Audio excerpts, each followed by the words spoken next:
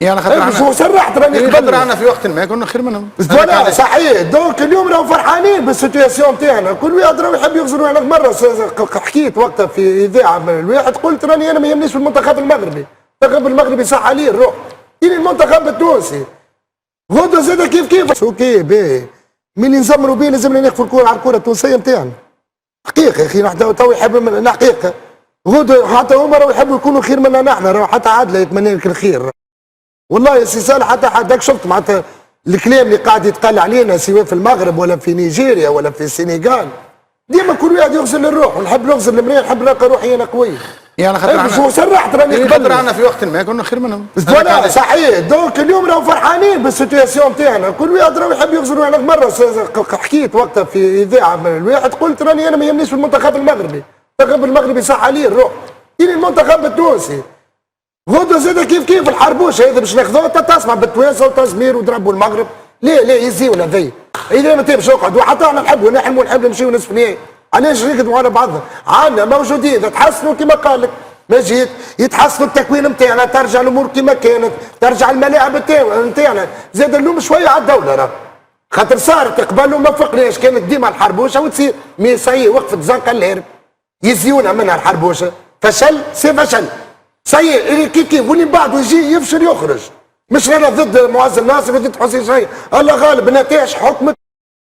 راني مع المنتخب لا نحب نبيض لا نحب نجي مع شكون، خاطر برشا وتعاملت معاه ونعرف قيمه حسين الجناح، وتعاملت معاه في النجم الرياضي الساحلي من احسن من خيره معناتها المسؤولين اللي كانت في النجم الرياضي الساحلي. جات بريود اوكي حسين الجناح وصل معناتها وصل للمنتخب وترشح على كاليفيكاسيون، هذا ناقص رانا قاعدين نعيشوا فيه عندنا 20 سنه باحترامي ليه كما قلت لك. زياد ما تمنيتوش يكون في الوضع ذا، لان غالب على المنتخب النتائج تحكم سي صالح. نجمش راهو نقف على زايد، علاش قال لك صاحبي رانا لا حاجتنا باش نبيضوا ولا حاجتنا نحن مصلحه كره تونسيه. كلمه الحق، علاش قلت لك انا اليوم خساره اللي راهو في المنتخبات هذوما اللي كنا نحن سابقين. غد كما قلت انا نحكي لعبد المجيد راهو كوم دو موند جاي تلقى ثيوب معناتها ولاد تشبعنا ما تلقاناش غادي، معناتها شو الكره كيف تطورت معناتها نحكيو رانا 20 سنه و78 سنه ماناش قاعدين نقدموا، قاعدين نرجعوا بالتوالي معناتها، واحنا صغير رجعنا بالتوالي. راهو اليوم يا مجيد راهي تو حتى اللي باش يجي راهي ماهيش مساله وقت نتاع عام ولا اثنين ولا ثلاثه، راهو نتاع خدمه نتاع 10 سنين قدام الله غالب. رجعنا سي صالح رجعنا 10 سنين و20 سنه تالي بالارقام هذيا. مي خويا لازمها وقفه جماعيه للناس الكل خويا مصلحه المنتخب يا خويا، اللي ما خدمش خدمته ما مشاتش الكوره فما غيره ينجم يخدم على روحه. شوف سي صاحبي اللي كان مش نكونوا موضوعين ونوقفوا في نفس المسافه من كل الاراء. اعطيني ديريكت من كل الاراء وكل راهي الوضعيه نتاع المنتخب التونسي متفقين كارثيه اللي شارك في الدوره هذه، والمستوى سواء كان الفني اللاعبين كل متفقين، لكن مش لهالدرجه اللي كيما يكون ظاهري. علاش؟ خاطر كي نشوفوا المنتخبات التسعه اللي ترشحوا باستثناء المغرب ومصر اللي ترشحوا من معناها من الدور الاول معناها كيما نقولوا من المرتبه الثانيه، المنتخبات الاخرى كل رشتين يعني دفعوا رشوه باش تعدوا؟ لا قلت لك رشتين يتعدوا. لا خلينا نحكي لك، ما احنا في معطيات فنيه تعدوا مش نقارنوا معطيات فنيه. يا ودي مش عندك فنيات باش تقارن انت لطفي. خلينا تعدوا 9 من 10 انت الوحيد روحت.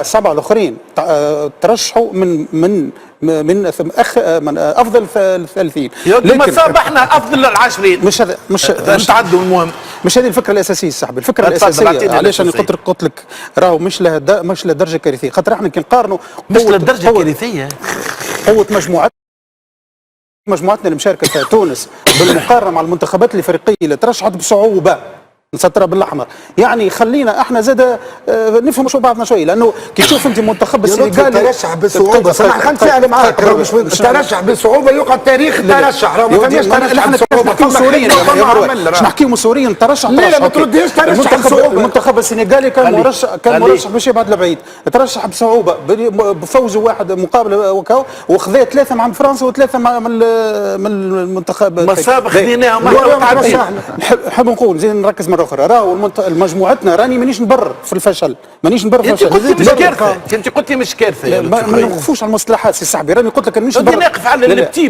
ديتاي نقف عليها. اوكي راهو المنتخب نتاعنا كارثي، المستويات معناها معناها لا خلينا نقلب السؤال خاطر انت تجاوبني بفلسفه. خلينا نقلب السؤال مش فلسفه باش نبقى معك نقلب السؤال ونقلب معك. انت تفكر نكونوا مع ال10 المنتخبات واحنا ما عملنا شيء وتعدينا افضل 30 ولا افضل رقم 15، المهم نتعدى، والا تعدي ماتشوات كبار ومن بعد تلقى روحك اوت. انت لا عديت ماتشوات كبار لا حققت نتائج، بالتالي الناس اللي تعدوا سميتهم انت بالرشان، مصاب احنا شملنا الرشان باش نتعدوا. شوف نجاوب سي صاحبي، اولا احنا رانا في مقارنه تونس مع المنتخبات الافريقيه، علاش ما ترشحناش وعلاش مستوانا تراجع، هذا النويو نتاع السؤال.